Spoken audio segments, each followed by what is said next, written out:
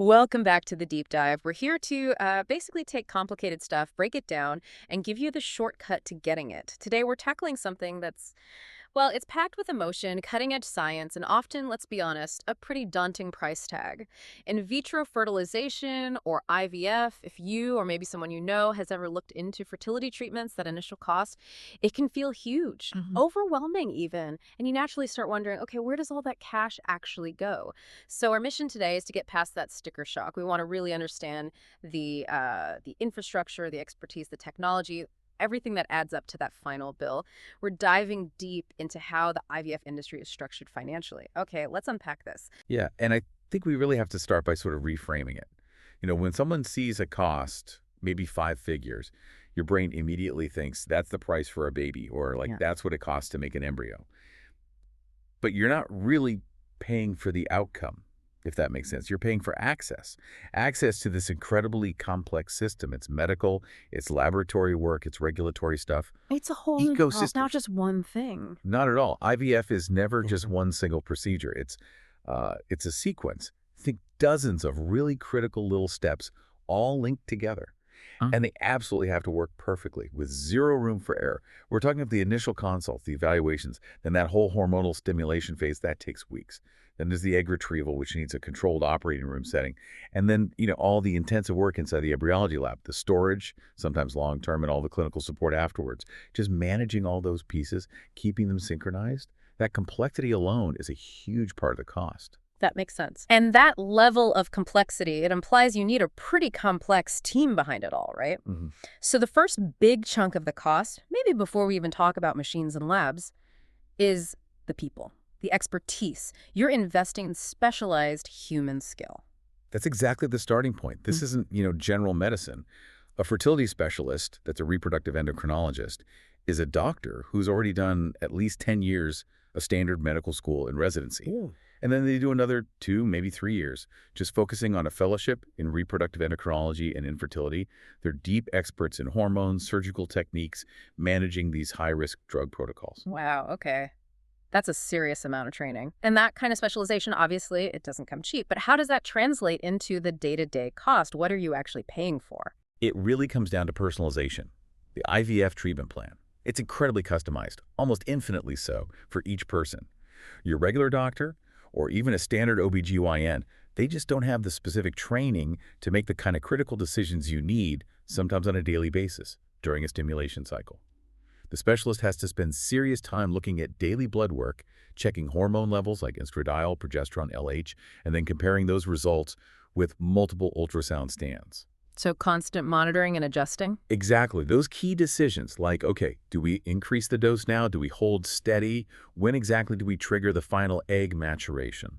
All of that needs instant, highly specialized judgment. So you're paying for that focused time, that specific knowledge, and the constant risk management before every single step. It's not like batch processing on an assembly line. It's completely tailor-made clinical strategy for each patient. And I guess people often just think about the doctor they see. But that FaceTime is just the surface, right? There's a whole team working behind the scenes to make it happen. Who else is involved that adds to that human cost?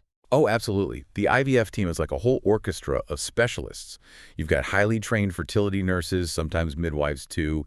They handle patient education, teaching how to do the injections, and crucially, managing the really tight scheduling for monitoring and meds. That's a ton of precise, time-sensitive communication. Okay. Then you need anesthesiologists for the egg retrieval. That procedure requires sedation in an operating room environment. So that's another significant cost per hour for their specialized skill. Right, safety first. And then maybe the most critical and honestly scarce resource are the embryologists and the lab techs. I'll definitely dig into the lab more later. Plus, you usually have dedicated patient coordinators. Because the IVF schedule is so intense, these coordinators manage all the complex logistics, making sure medications show up on time, appointments are booked in those narrow windows, handling insurance or billing issues carefully. Every single person in that chain is specialized. It's all about quality control and minimizing any possible risks.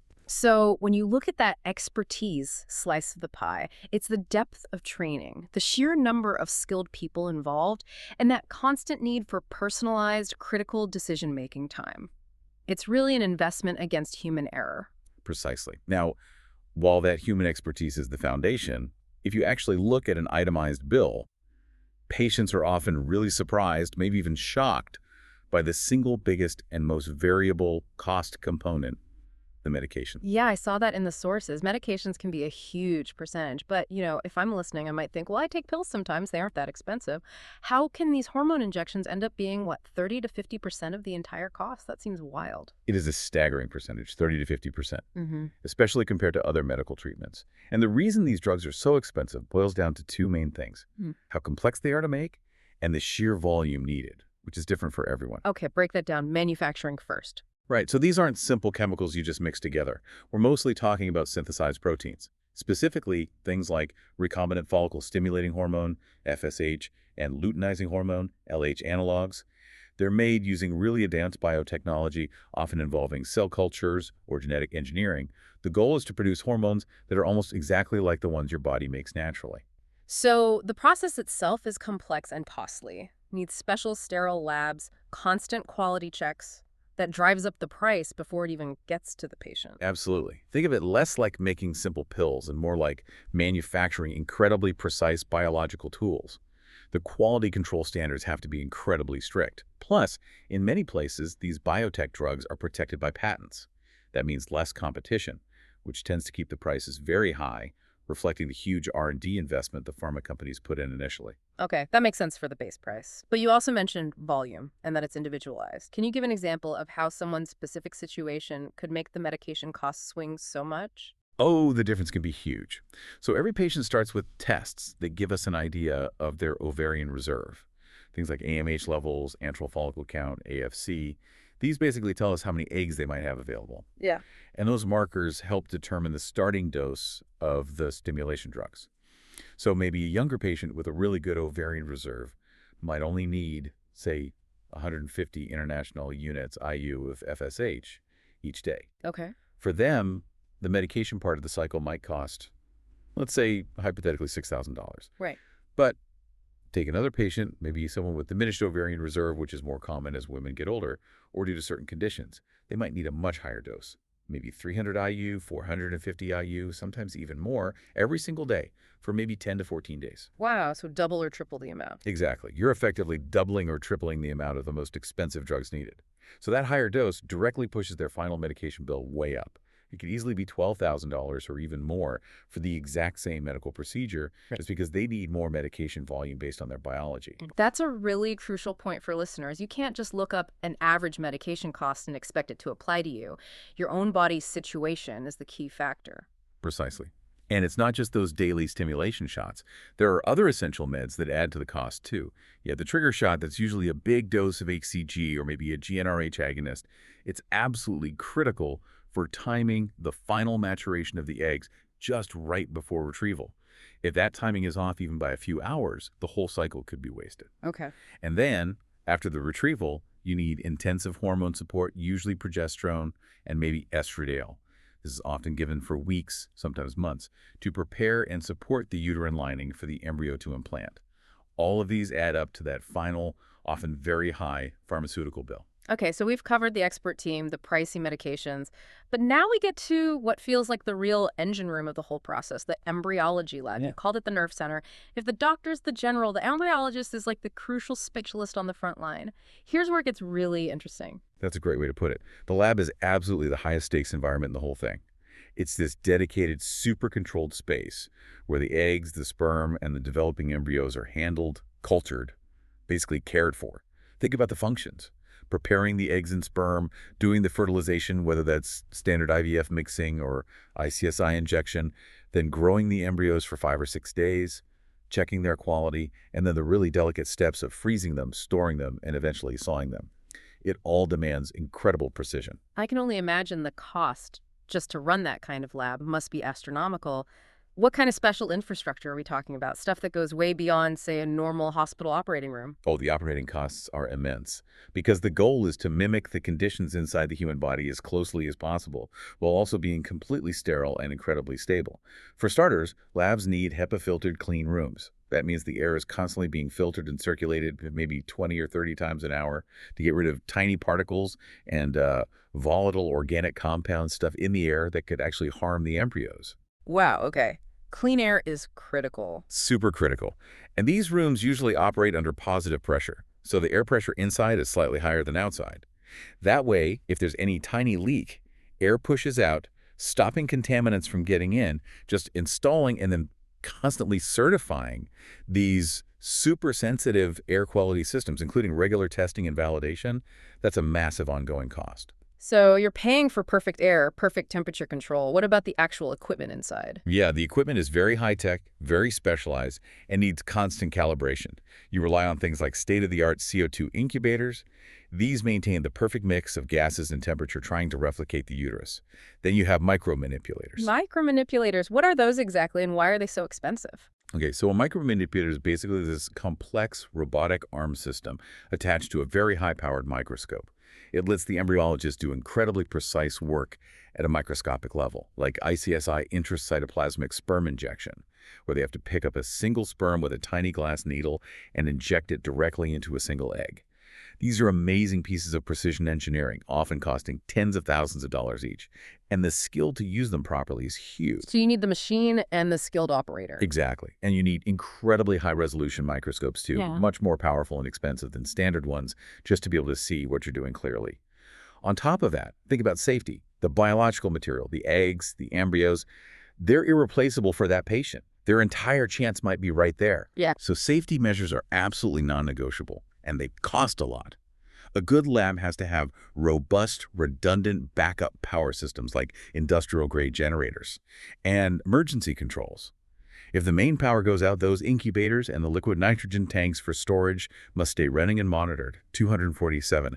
The insurance, the liability involved in maintaining this sort of biological vault, it adds a significant amount to the lab's operating budget. That makes total sense. The cost of failure is absolute, so the investment in preventing failure has to be just as absolute. And back to the people for a second, you mentioned the highly experienced embryologist. What's the real value in paying for top talent in the lab? The value is directly linked to success rates. Hmm. It really reflects the scarcity of truly expert embryologists. These are highly educated scientists, often with advanced degrees, who have to perform these incredibly delicate tasks like ICSI, or maybe doing a biopsy for genetic testing under immense pressure.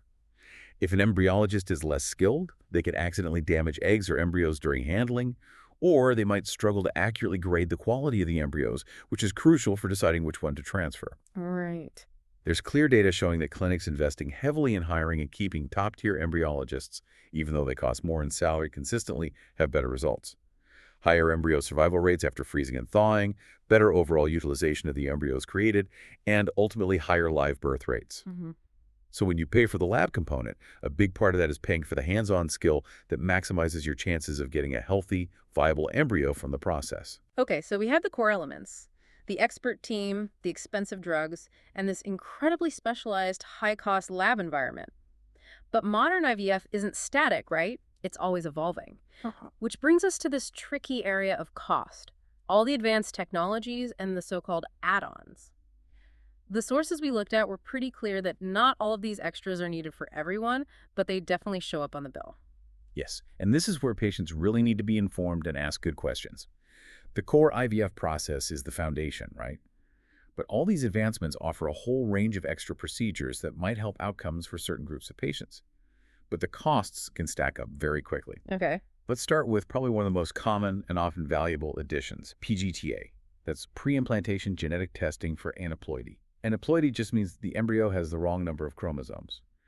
So this involves taking a tiny biopsy, a few cells from the embryo, usually around day 5, to check if it has the normal 46 chromosomes before it gets transferred back to the uterus. And why would that be needed? Who benefits most from that? Well, it becomes increasingly relevant because the risk of embryos having chromosomal errors goes up significantly with the mother's age.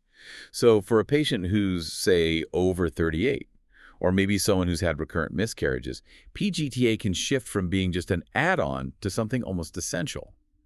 Because transferring an embryo that's aneuploid, well, it's almost guaranteed to either not implant or result in a miscarriage. Right.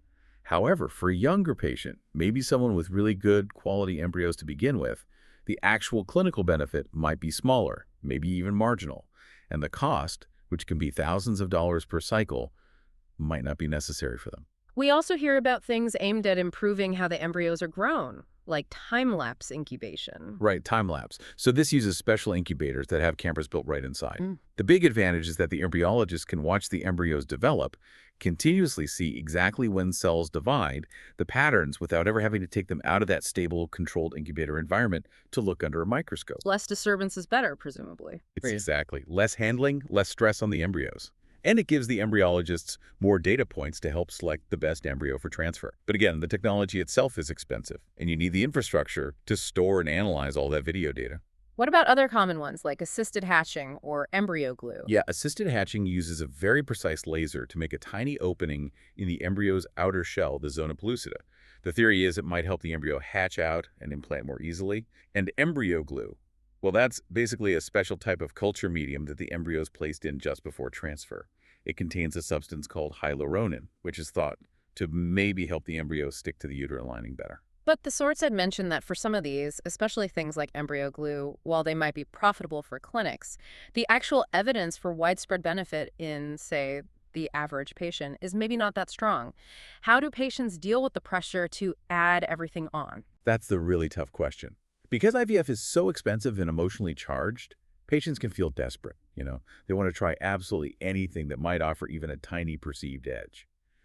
But a truly ethical clinic should be basing recommendations on clinical need.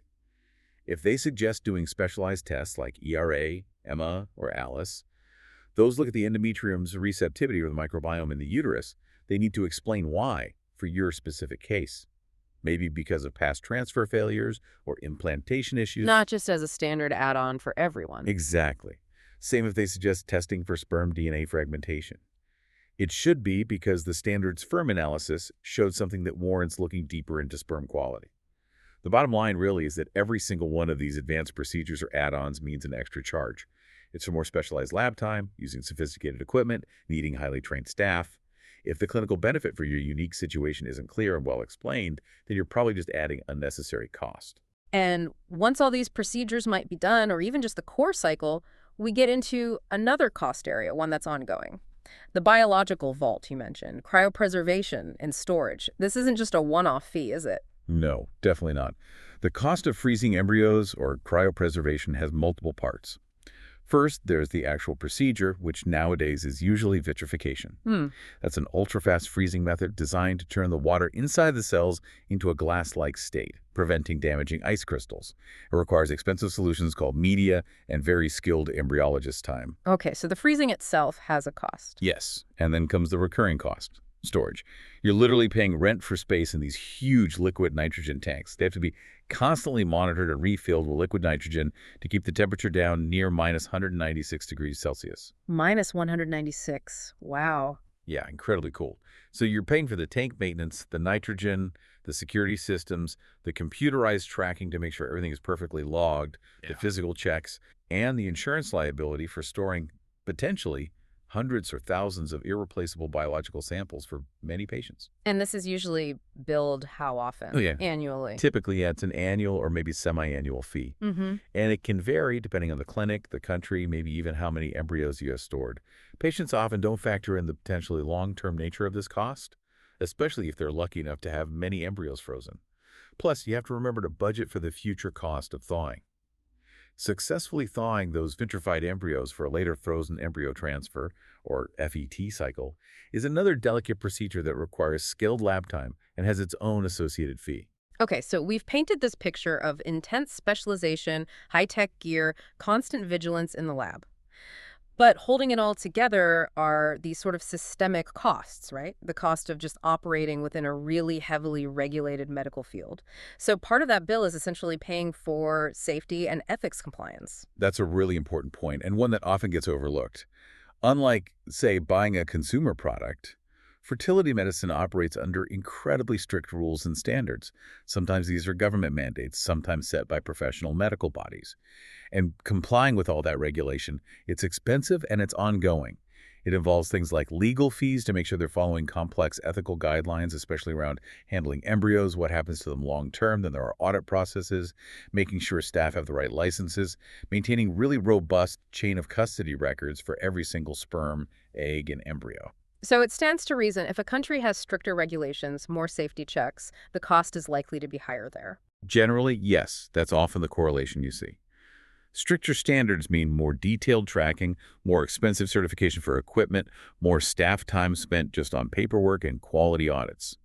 Now, while that does push the price up, the upside for the patient is, theoretically, a higher level of verified safety and more accountability.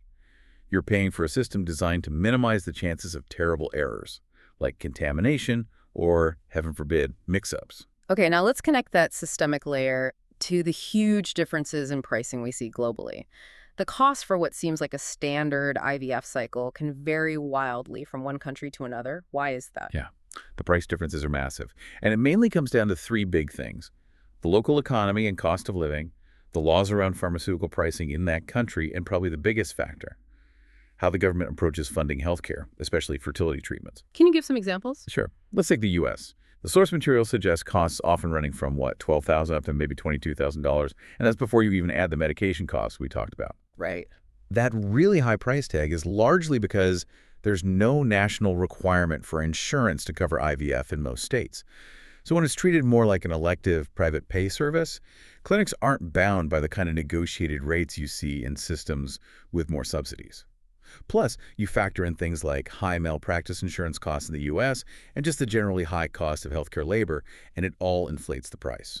So the high U.S. price reflects, in part, a lack of system-wide support, pushing the full burden onto the individual patient. Exactly. Now, contrast that with, say, parts of Western Europe. There, governments or national insurance often cover at least some, maybe even all, of the costs for a certain number of IVF cycles. Even if it's not fully covered, the price ceilings tend to be lower because drug prices are often regulated more tightly and the whole healthcare market operates differently. So the out-of-pocket cost might be more in the range of, say, $4,000 to $8,000 for a very similar standard of care. Quite a difference. Huge difference. And then if you look further east in Europe, where labor costs, real estate, things like that are generally lower, and depending on the local regulations, the price might drop even more, maybe down to $2,500 to $5,000. Asia is incredibly variable. It's a huge continent, but you can find reputable centers anywhere from, say, $3,000 up to $10,000 or more. Understanding why these massive gaps exist is really key. It tells you the price isn't just about the quality of the lab or the doctor. It's heavily influenced by the political economy of healthcare and who ends up paying the bill, the individual or the system.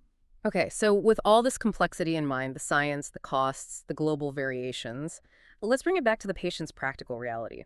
IVF isn't just a medical bill, it's a huge life investment, as you said. And it seems like there are a lot of costs that might be hidden, or at least easy to forget about when you first see that initial quote from the clinic. Oh, absolutely. These non-clinical expenses can really add up and put a major strain on finances. Think about the need for all that frequent monitoring. Patients often have to take significant time off work, sometimes almost daily during the stimulation phase. That means lost income or burning through vacation days. And if you have to travel for treatment, even within your own country, maybe to a specialized center, the cost of gas, flights, hotels for multiple appointments, that adds up fast. And the emotional side, that has a financial aspect too, doesn't It it? really does. The stress involved in IVF is immense. Budgeting for professional emotional support, like counseling, is often a very real and necessary expense. Plus, patients often end up needing things not included in the basic cycle package, maybe specific nutritional supplements, other tests, over-the-counter items recommended along the way. And critically, something people must plan for is the possibility of needing more than one cycle. That first, fresh IVF cycle. Unfortunately, it doesn't always result in a live birth on the first try, so you absolutely have to factor in the potential cost of doing subsequent frozen embryo transfers, FETs. That means paying the thawing fees we talked about, the medications needed to prepare for the transfer, and the clinic fees for the transfer procedure itself. It's really important not to spend every last penny on that first attempt. This really circles back to the absolute need for transparency then. If someone listening has followed along and now understands better where the money goes, how can they use that knowledge to protect themselves financially and emotionally? What's the key takeaway here? Maybe first, let's just quickly recap that value equation again. The IVF cost, it really reflects the complex medical science, the high price of specialized drugs, the massive cost of running that certified lab environment, and all those years of training for the whole team. Exactly. And knowing that empowers you to ask much better, more specific questions. What we need is like a transparency checklist for patients. You absolutely should ask for a detailed, itemized price list, one that clearly breaks down the doctor's fee, the lab fee, the anesthesia fee, and gives a realistic estimate for medications, not just a vague number. And push back on vague recommendations for add-ons. Definitely. Don't just accept, oh, we recommend this. Ask why. Which specific advanced procedure are you suggesting for me based on my history or my AMH level? And what actual data shows it will improve my chances? Ask for medication cost estimates based on different scenarios, like what's the likely cost if I need a high dose versus a low dose. Getting that range helps you budget realistically. And what about success rates? That seems crucial. Crucial. Don't just accept the clinic's overall headline success rate. Ask for the data specific to your situation. What are their lab's success rates for patients in your age group, with your specific diagnosis if you have one? And if possible, compare rates for cycles that used PGTA versus those that didn't, if that's relevant to you. That kind of specific comparative data is probably the best tool you have for judging value. Okay. So the final thought is really this. Your money isn't just vanishing into some black hole. Your investment is funding incredibly precise science, cutting-edge technology, and a whole network of safety protocols, all aimed at giving you the best possible chance to build your family. And anyone going through this deserves total clarity, respect, and the assurance that they're paying for real, measurable value. That brings us to the end of our deep dive into the money side of the IVF industry. We really hope that kind of demystifying where the costs come from helps put this challenging journey into a clearer perspective for you. And before we sign off, we absolutely have to include this crucial reminder. It's mandatory. Everything we've discussed today, this entire conversation, was strictly for educational purposes. It was meant only to explain cost structures and the systems involved. It is absolutely not intended as medical advice in any way. You must consult your own qualified healthcare providers, your fertility specialists, for any specific treatment plans, personal guidance, or diagnosis. Please, always talk to your doctor. And if you want to explore the complete process of in vitro fertilization in more detail or find other resources, you can visit the portal known as IVF for me. And just a final thought for you to maybe mull over. We talked about how much global costs vary, often due to how healthcare is funded systemically. So think about this. What if there was better standardization for how success rates are reported across different countries, making it easier to compare clinics apples to apples globally? How could that further empower patients everywhere to find that right balance of quality care and affordability? Something to think about. Thanks for joining us for the deep dive. We'll catch you next time.